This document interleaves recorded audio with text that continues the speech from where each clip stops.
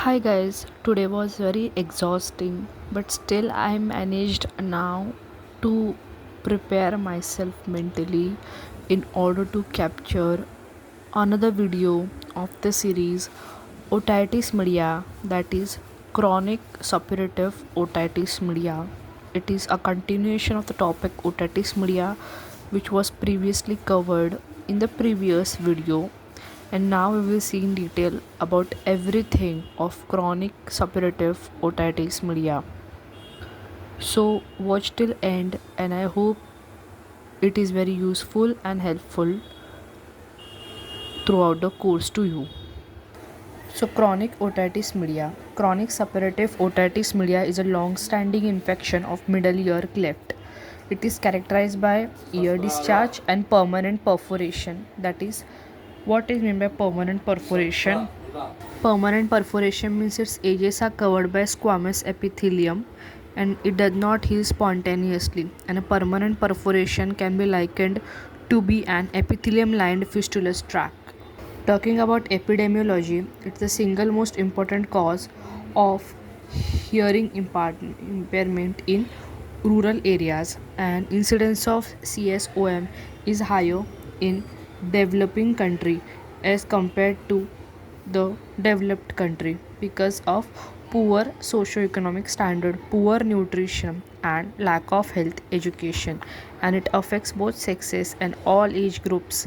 In India, the overall prevalence rate is 46 and 16% per thousand in rural and urban population respectively.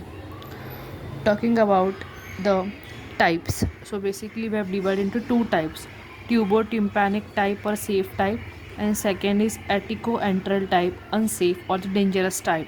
Now let's discuss the difference between the two. The tubotympanic type discharge is profuse, mucoid and odorless. That in atticoantral type the discharge is scanty, purulent and foul-smelling. Perforation is central, perforation is attic, therefore the word atticoantral. Granulations are uncommon. Granulations are common due to osteitis, that is inflammation of the bony speculations. Then polyp is pale, polyp is red and fleshy. Cholesteatoma. We will discuss about cholesteatoma in brief at the end of this video, but not now. But basically the term cholesteatoma, it's absent in tubotympanic type and it's present in the atticoantral type. Complications are rare, complications are common. On audiogram examination, that is conductive hearing loss, mild to moderate we can see here mixed type of hearing loss is observed. Talking about tubotympanic type, etiology, it starts in childhood, so it's called disease of childhood. Acute otitis media sequelae it is, following the exanthematous fever and leaving behind ascending infection via eustachian tube in presence of an already existing perforation, allergy to ingested, that is persistent mucoid otorrhea. Pathology, localized disease of mucosa. Perforations of pars tensa, that is a central perforations as we saw over here. Central perforation, it causes basically middle ear mucosa quiescent and inactive is normal, and if the active stage of disease is there, it's edematous and velvety middle ear mucosa. Talking about polyp, there is a pale polyp which is protruding the perforation, that is central perforation present in the external canal. Ossicular chain is intact and mobile but may show some degree of necrosis in long process of incus. Tympanoclerosis, that is a term which is called hyalinization and calcification of subepithelial connective tissue, may cause conductive hearing loss. Then fibrosis and adhesion healing process, impairment, mobility of ossicle chain and block the eustachian tube. Then bacteriology, Pseudomonas aeruginosa, Proteus, E. coli, Staph aureus being the aerobic agent responsible for CSOM, and Bacteroid fragilis and Streptococcus being the anaerobic agent responsible for CSOM. Talking about clinical features, we have ear discharge. This ear discharge is non-offensive, that is mucoid or mucopurulent, constant or intermittent. URTI or accidental water entry into ear. Hearing loss, that is less than 50 decibel hearing loss. Round window shielding effect. Long standing cases hearing loss. Perforation, always central perforation. Middle ear mucosa, when perforation is large, is inflamed, red, edematous, swollen, and occasionally a polyp may also be seen. Now we will understand about assessment. First parameter is examination under microscope. Okay, so why do we examine under microscope? It is essential in every case and provide useful information regarding the presence of granulation. So basically presence of granulation information, then ingrowth of squamous epithelium from edges of perforation, status of the ossicular chain, then tympanosclerosis and adhesions. An ear which appears dry may show hidden discharge under the microscope, and also rarely cholesteatoma may coexist with a central perforation that may be seen under a microscope. Then talking about audiogram, what we see, a degree of hearing loss and its type. Usually the loss is conductive hearing loss, but a sensory neural element may also be present. Talking about culture and sensitivity of ear discharge helps to select proper antibiotic on eardrop. Talking about mastectomy, mastard is usually sclerotic but may be also pneumatized by clouding of air cells. There is no evidence about bone destruction, and the presence of bone destruction is a feature of atticoenteral disease. So here is a diagram of large central perforation. Now let's talk about the treatment. First is a oral toilet.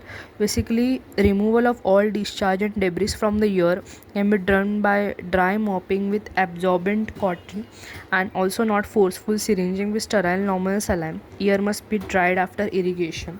Next are eardrops. In eardrop, basically, which are the two common eardrops used? Those are ciprofloxacin and ofloxacin being the two most commonly used, and they are used in combination with steroid because steroids have local anti-inflammatory effect.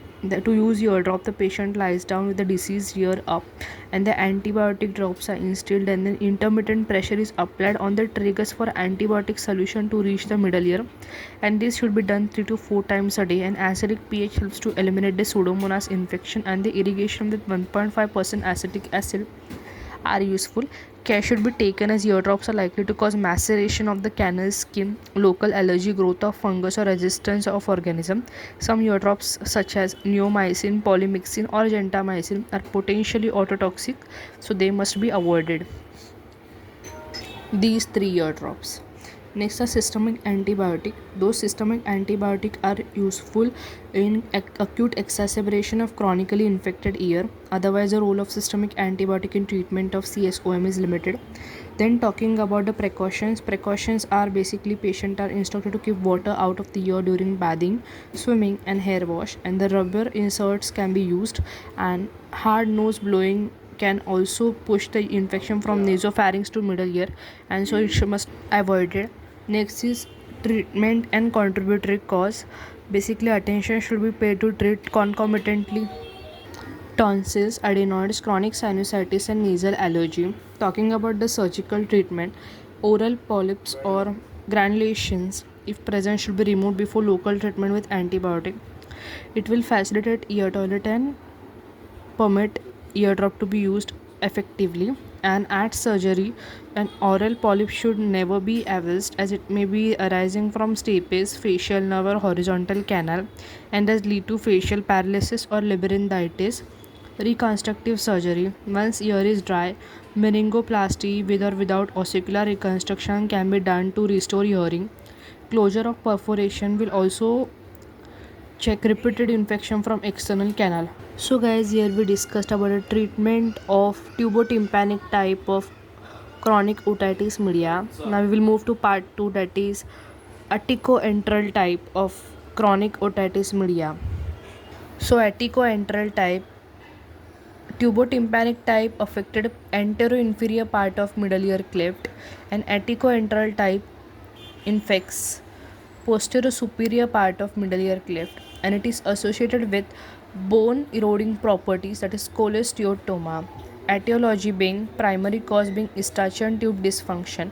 Chronic eustachian tube obstruction will lead to persistent negative middle ear pressure, retraction of pars flaccida, retraction pocket depends, and retains keratin leading to accumulation, that is progressive keratin impaction, cholesteatoma expansion plus bone erosion. or cholesteatoma formation. So that is one theory. Second is basal cell hyperplasia theory, which suggests that basal cell layer of pars flaccida proliferate due to chronic inflammation and new keratinizing epithelium invades. It is formed cholesteatoma. Middle ear mucosa is exposed to chronic infection, metaplasia of squamous epithelium, keratin production, and thus cholesteatoma. So basically, it is always involved with cholesteatoma. You can see this diagram, that's the retraction pocket which has formed because of retraction of the tympanic membrane. Basal cell hyperplasia being one of the cause of cholesteatoma formation and epithelial invasion through posterior inferior perforation. You can see in this diagram. So guys, I had told you that I'll talk a little bit about cholesteatoma. So what is basically cholesteatoma? Cholesteatoma is nothing but it's actually not even a benign or contain cholesterol. But what is cholesteatoma?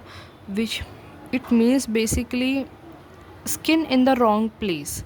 That is, as we can see, it can be of two parts: matrix, which is made up of keratinizing squamous epithelium resting on a thin stroma of fibrous tissues, or a central white mass which consists of keratin debris produced by the matrix.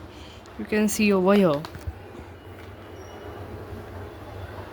keratin mass, fibrous stroma over the debris. Schematic structure of a cholesteatoma. That's a wound, that's a fibrous stroma, that's the matrix and keratin mass.